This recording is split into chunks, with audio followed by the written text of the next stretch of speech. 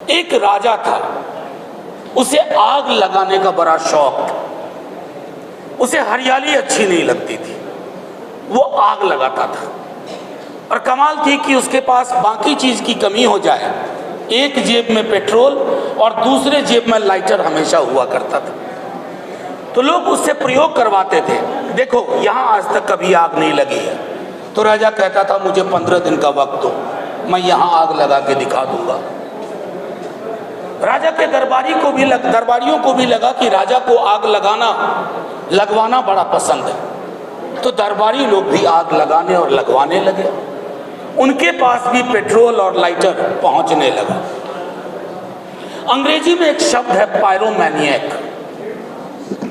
वैसा व्यक्ति जिसको आग लगाने का शौक हो। हमारी पूरी राजनीति इस पायरोमैनिएक नाम के जंतुओं के हाथ में आ गई है, जिन्हें शांति पसंद नहीं है, अमन पसंद नहीं है, जो विदेश जाकर के कहेंगे वसुधैव कुटुंबकम, लेकिन देश की धरती पर अपने कुटुंबों के बीच में आग लगाएंगे। कोई कहते थे जितना कीचड़ फैलाओगे कमल खिलेगा। आपका कमल कीचड़ और पानी में नहीं खिल रहा है, ये आग में खिल रहा है। आप आग लगाते हो और वोट की फसल काटते हो। मणिपुर की आग को देख के आया हूं, गुजरात की आग देखी है, अभी नूह मेवात में वो आग दिख रहा है। सतपाल मलिक साहब आए नहीं, उन्होंने एक बात कही हाल के दिनों में कि 2024 election is going to be the most violent election in the memory of India.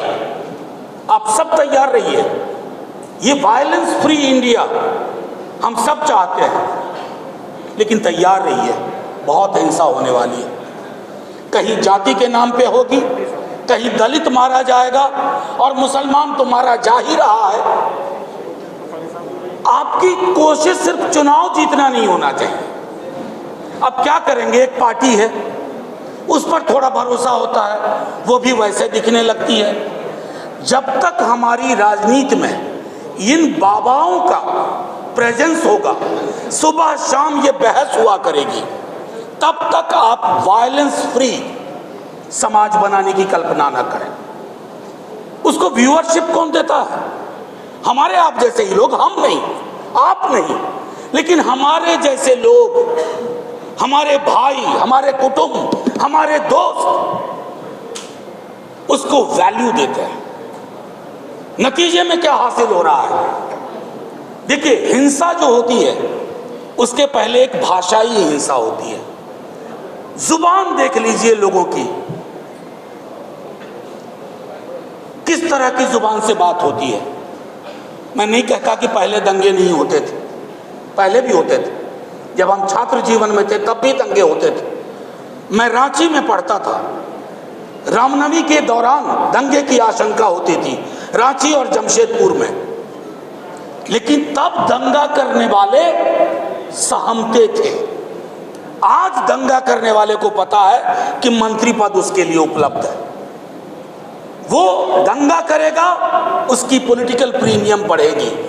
दंगा और हिंसा हमारे समाज में नॉर्मलाइज हो गई है, ये चिंता का विषय है। जिस दिन उस व्यक्ति चेतन सिंह ने गोलियां मारी ट्रेन के अंदर, मैंने 10 मिनट के अंदर कहा था कि लोग इसको विक्षिप्त बताएंगे। ऐसा हुआ भी, लोगों ने कहा मानसिक रोगी है, डिप्रेशन में चल रहा था। आपने करोड़ों की तादाद में ऐसे मानसिक रोगी इस देश में पैदा कर दिए हैं। हमारी कोशिश है कि उनको मानसिक रोग से निकाला जाए, और ये तब तक नहीं होगा जब तक हम लड़ाई अलग अलग लड़ेंगे, कि दलित की लड़ाई अलग, मुसलमानों की लड़ाई अलग, किसानों की लड़ाई अलग, मजदूरों की लड़ाई अलग, स्टूडेंट्स की लड़ाई अलग, शिक्षकों की लड़ाई अलग। ये तो टापू में तनहा तनहा लड़िएगा तो आग लगाने वाले राजा को और आसानी हो जाती है। उसे पता है एक को संभाल लो, अभी बाकी संभल जाएंगे। देखते देखते एक देश की इतनी बड़ी आबादी को इनविजिबलाइज कर दिया गया, अदृश्य कर दिया गया। पॉलिटिकल पार्टीज भी चुप रहना शुरू कर दी।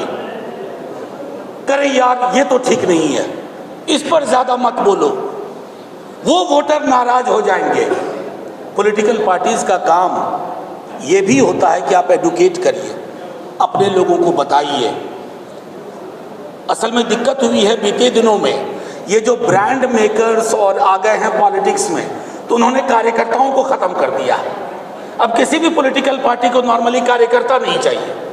वो कहीं विदेश से पढ़ा हुआ कोई एक बंदा आएगा, उसके साथ 15-20 लोगों की टीम होगी और वो पीआर का काम देखेगा।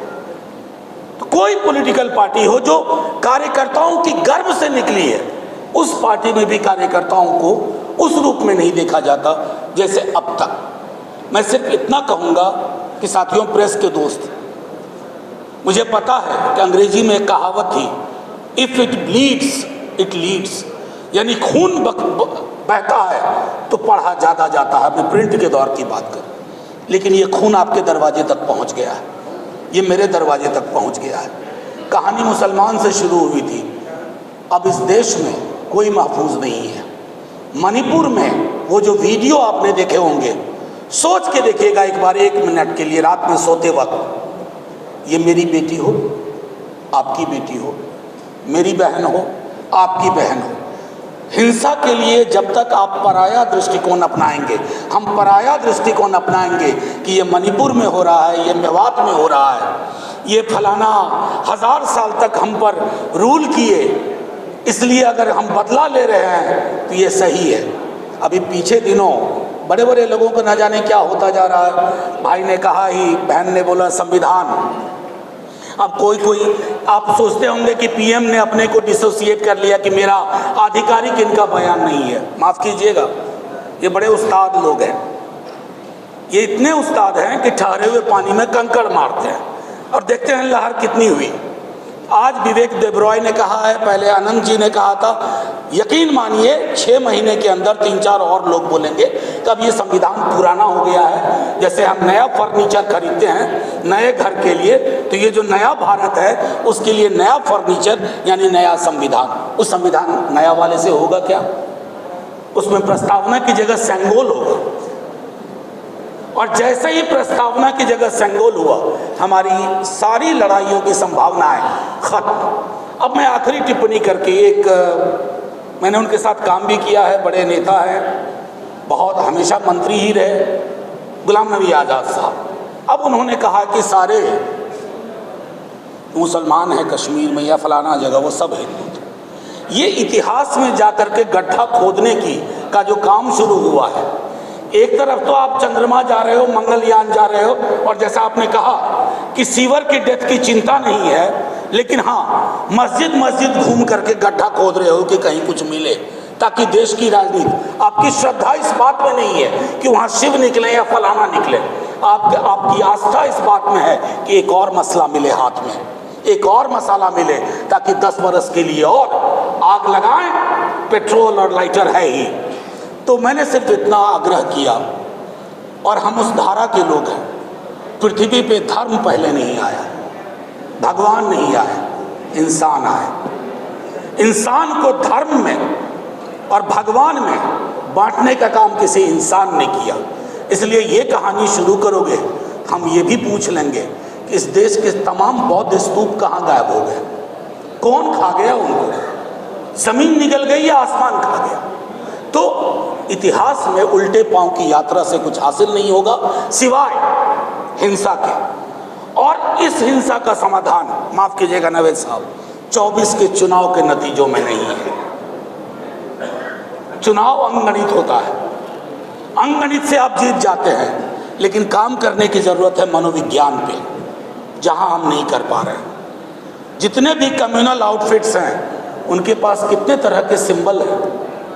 हम तमाम सेक्युलर लोग, बहुजन समाज की राजनीति करने वाले लोग, हमारे पास सिंबल्स नहीं है। हम अपनी राजनीति करना जानते ही नहीं और ना सीखना चाहते हैं। पीआर एजेंट्स के हाथ में अपनी राजनीतिक किस्मत हमने दे दी। जब तक उनके हाथ से वो किस्मत की चाबी नहीं लेंगे, हिंसा मुक्त समाज नहीं होगा। जय हिंद, जय भीम, जय भारत।